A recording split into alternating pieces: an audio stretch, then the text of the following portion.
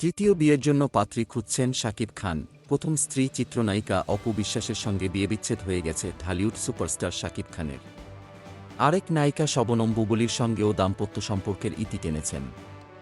দুজনের ঘরেই সন্তান রয়েছে।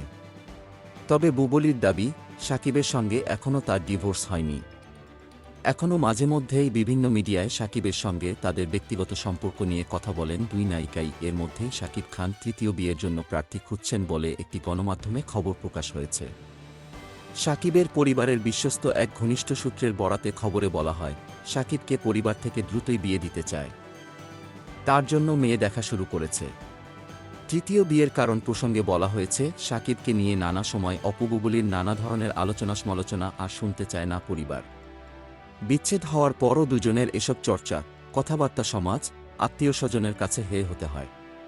তাই শাকিবের মতামত নিয়ে তার মা, বাবা, বোন জামাই মিলে পাত্রী দেখা শুরু করেছেন। সূত্রটি আরও জানিয়েছে, শাকিবের জীবনে তারা, অপু বিশ্বাস ও বুবুলি, সাবেক হওয়া সত্ত্বেও প্রায়ই বিভিন্ন গণমাধ্যমে নানা ধরনের মন্তব্য করে থাকেন।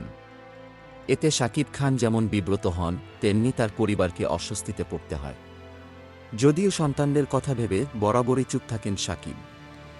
এ কারণে শাকিবের পরিবার তাকে বিয়ে দিচ্ছে। সেই মোতাবেক তার জন্য পাত্রী দেখা শুরু হয়েছে।